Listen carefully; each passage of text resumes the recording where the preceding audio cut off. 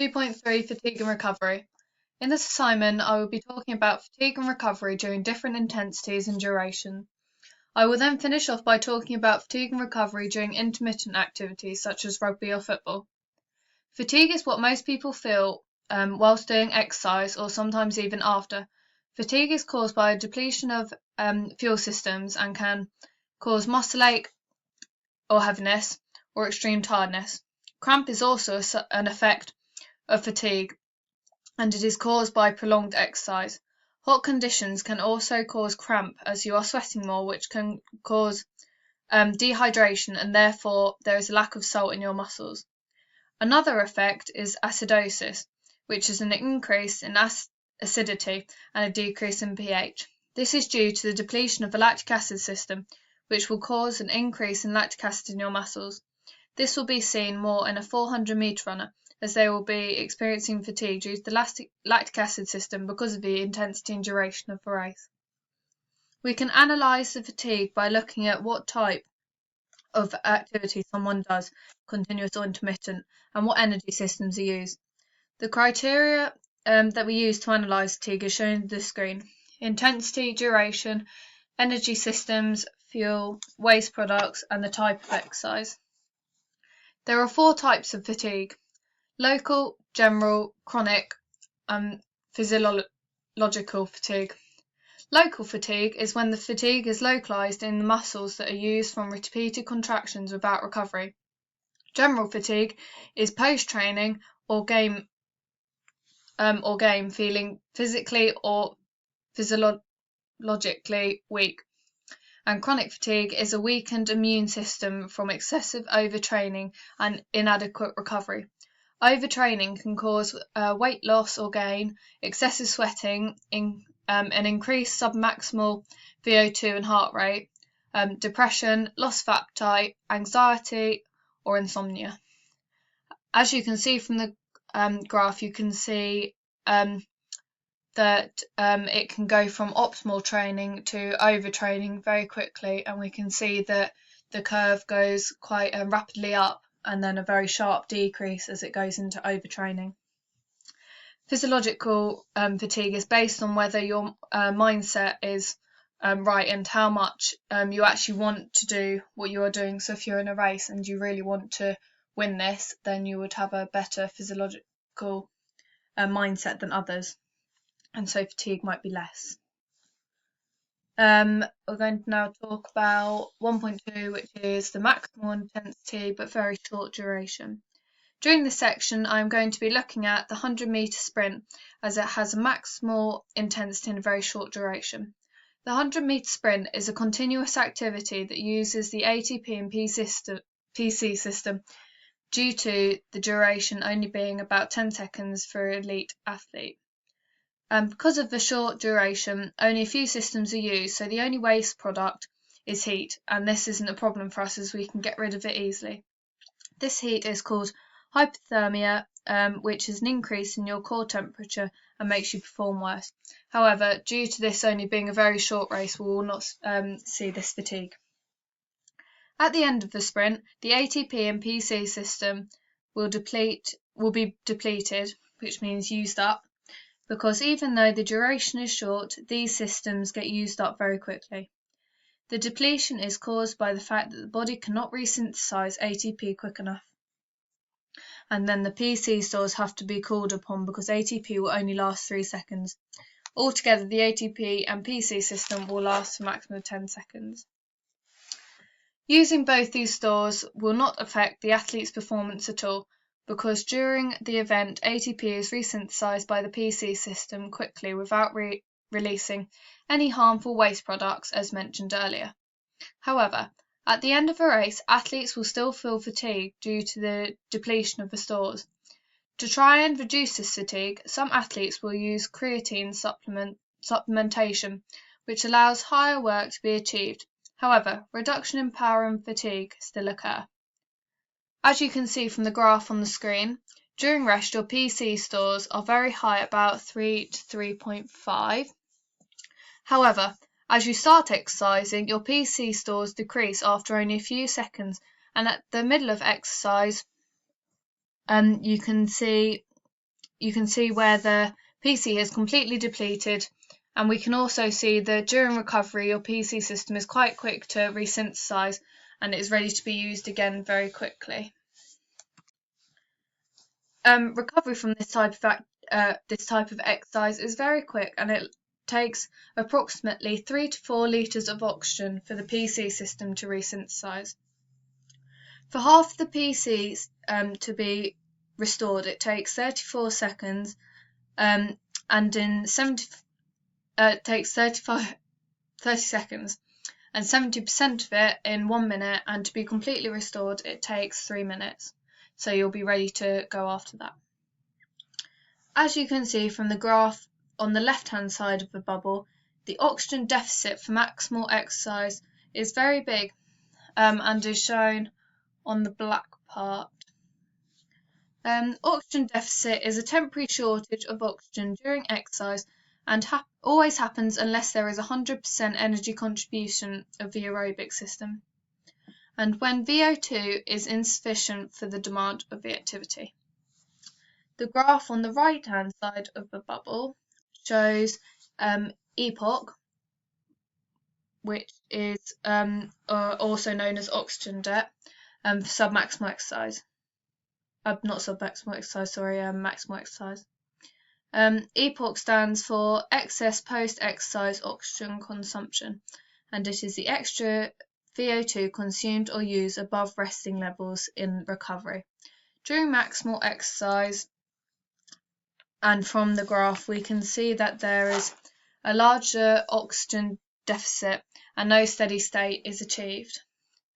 Oxygen deficit is the difference between oxygen uptake of the body during early stage of exercise and during a similar duration in a steady state of exercise. Because of this, it is an anaerobic respiration, which means that there is going to be a lot more lactic acid in the muscles at the end. There is also a larger EPOC, and because of that, it means that recovery is much slower than in submaximal exercise, which we will look at later. To recover, we use alactic, fast recovery, and this simply means that VO2 is consumed to do 4 things. We resaturate myoglobin with oxygen, resaturate hemoglobin with oxygen, resynthesize ATP stores, and to resynthesize PC stores. Myoglobin combines with oxygen, ready to take oxygen to the mitochondria where exercise begins again. To the mitochondria when exercise begins again, and the resaturation takes about 1 to 2 minutes using approximately 0.5 litres of oxygen for 100% recovery. We are now going to look at moderate intensity and moderate duration. During this part I'm going to be looking at the 400 metre sprint for moderate intensity and moderate duration. For this activity, the athlete will be using the ATP, PC and lactic acid system in order for the athlete to complete the race. The only energy source used is glycogen, and the only waste products are heat from the ATP and PC system and lactic acid from the lactic acid system. Respiratory exchange ratio, otherwise known as RER, is the amount of carbon dioxide that leaves the body every minute divided by the amount of oxygen that enters every minute. We use someone's RER and the intensity that they are working at to know what fuels are burned during the process. During this type of activity, the athlete will be burning more carbohydrates and not a lot of fats, which means that their RER will be closer to 1. As you get closer to the end of activity, all the systems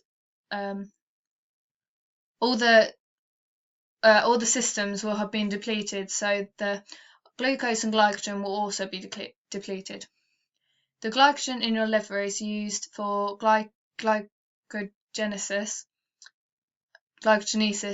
which is when the lactate builds up and turns the lactate into pyruvate and then glucose. Because the lactic acid system is being used throughout the activity, by the end that system will be depleted, so there will have been lactic acid accumulation throughout and after the activity.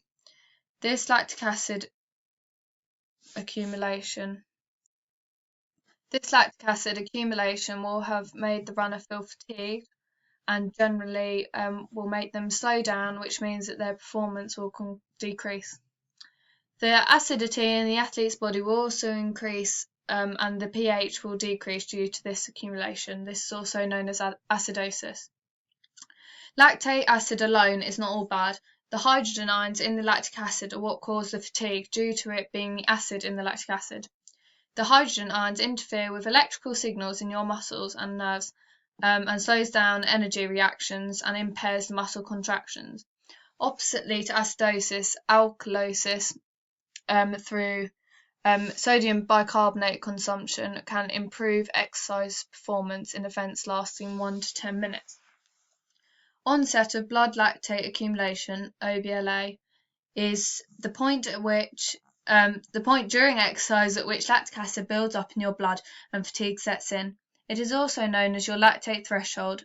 As you can see from the graph showing the bubble, your lactate threshold for a normal person happens as soon as you start to feel fatigue. Your OBLA always occurs at around 4 millimoles. However, a marathon runner will be able to sustain and keep going for much longer, which will mean that they won't reach their lactate threshold until further into the workload bit. For our middle distance 400-meter runner, they will reach their lactate threshold before the marathon runner but after a normal untrained person. Many athletes, especially middle to long distance, will do tests to find out where their lactate threshold is so that they can train their bodies so that they don't start to feel fatigue until later on in their event. If an athlete hits their lactate threshold and OBLA early, then it will cause their performance to decrease due to them being in pain and slowing from the lactic acid. This fatigue can be reduced by glucose ingestion, which is when athletes ingest a glucose-based drink, which helps them to maintain your blood glucose and muscle glucose oxidation. So this enhances their performance. Because this is moderate intensity and duration, the recovery will be longer than maximal exercise, but shorter than submaximal due to a 400-meter runner only needing to use 3 of the systems. This recovery can take a couple of hours up to a couple of days.